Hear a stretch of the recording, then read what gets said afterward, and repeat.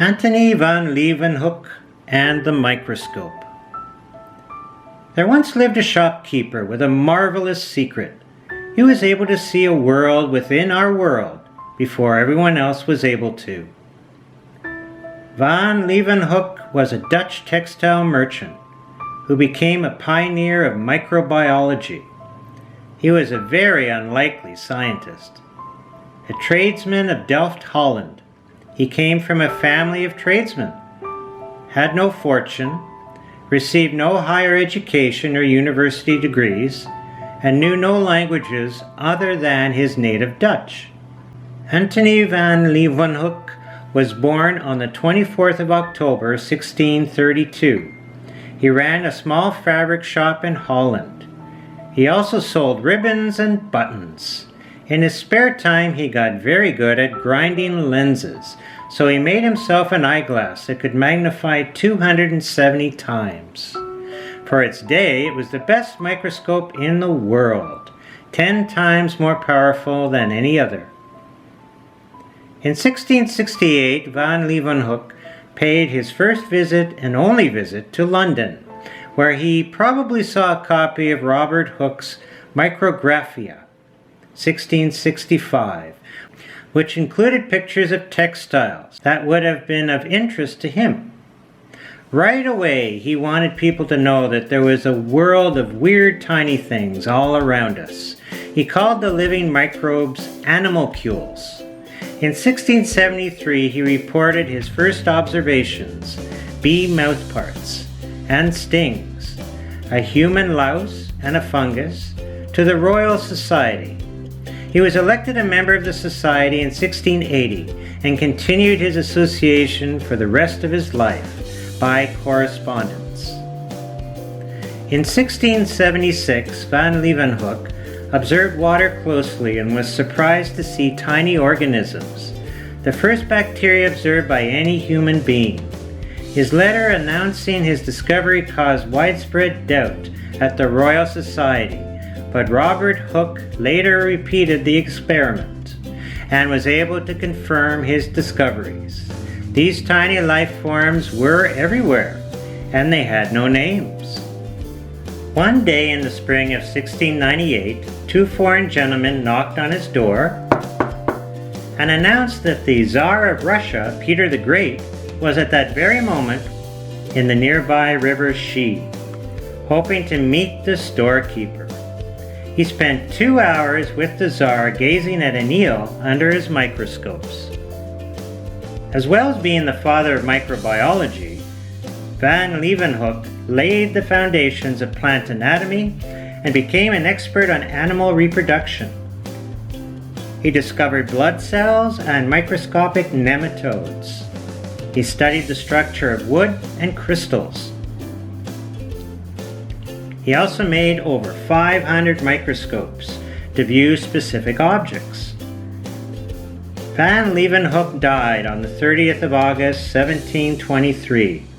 His discovery of the very small changed forever how human beings saw the world.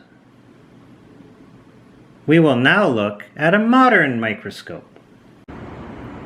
I'm Mr. Levier, and I'm here at the Faculty of Medicine at the University of Ottawa.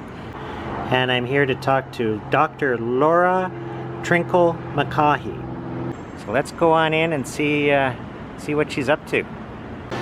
So I'm here with Dr. Laura in her lab, and I'd like to introduce you. Here's Dr. Laura. Hi everyone. And I have a question for you. Can you tell me how a microscope works?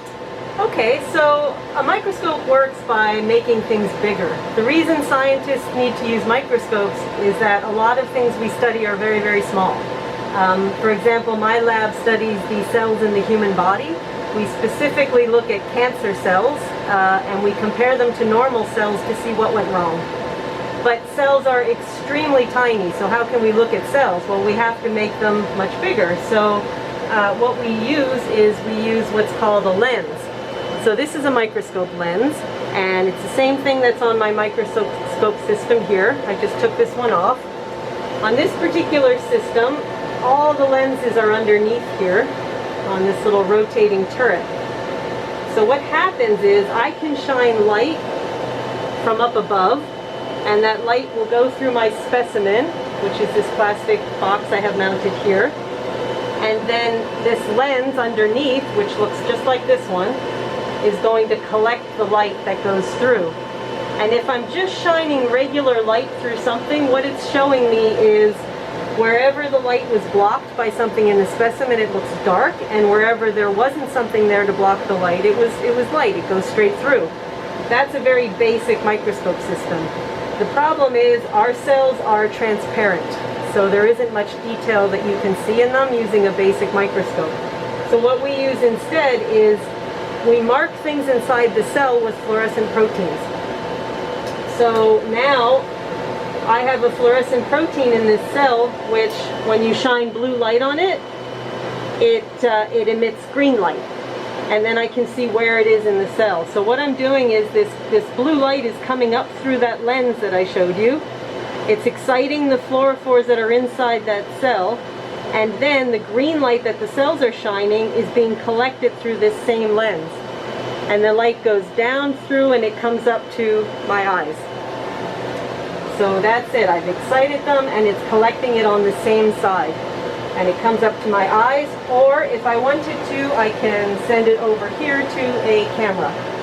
And then I can take a picture of it. Excellent. Thank you. Now, what are some of the things that you've been looking at under your microscope? So we're mostly interested in what is happening inside the nucleus of the cell, and the nucleus is where our DNA is located. The reason we're interested in that is that it's mutations in our DNA that often cause cancer. So what we want to see is in a cancerous cell, what has changed about its DNA, and is there possibly a way to fix that?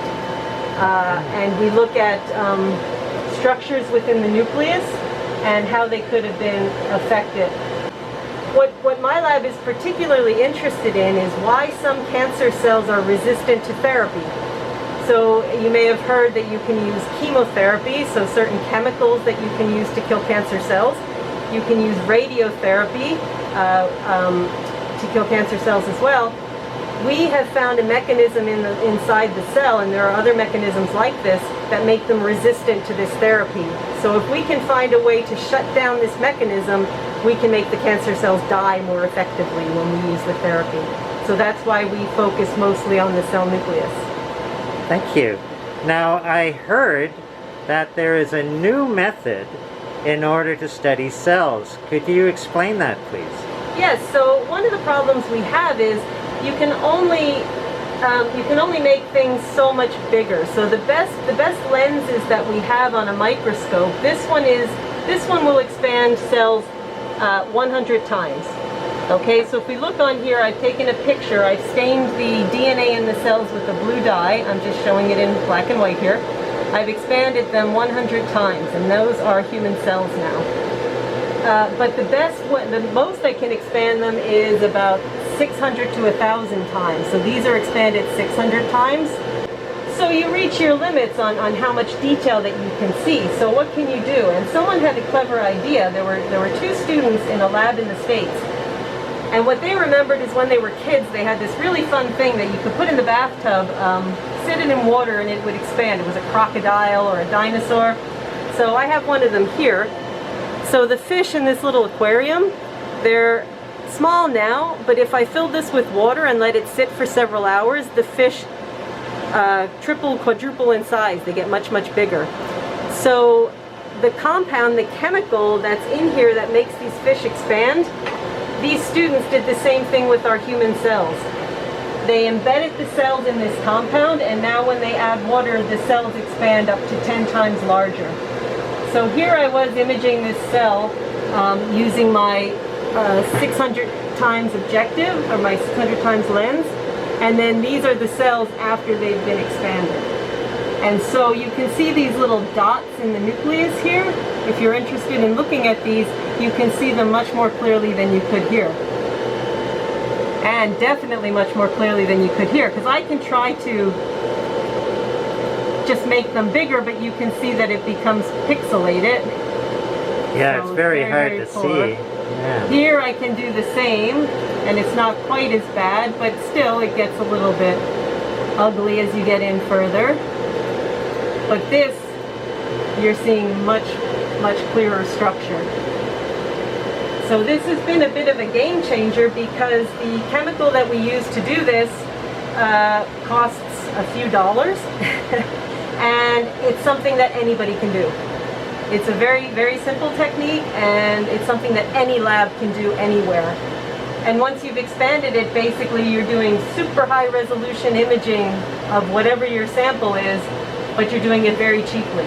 I can get the same result if I invest in a $3 million microscope that, you know, can do incredible things and zoom in and everything, or I can do this for a few dollars on the lab bench, and it achieves the same thing. So it's a very clever idea. If the reason is, you know, that the sample is too small, why would we spend all this money to try to get a fancier microscope?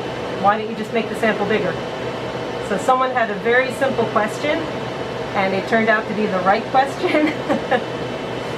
and now we have this technique called expansion microscopy, which is extremely powerful. Thank you, Dr. Laura. It was awesome to speak to you today. Oh, fun to speak to you too. Well, we've learned a lot about microscopes today. Antonie van Leeuwenhoek, when he first created this, my goodness, look at this microscope. We've come a long way with microscopes, haven't we? So that is our story of the microscope. I hope you've enjoyed it. Thank you very much.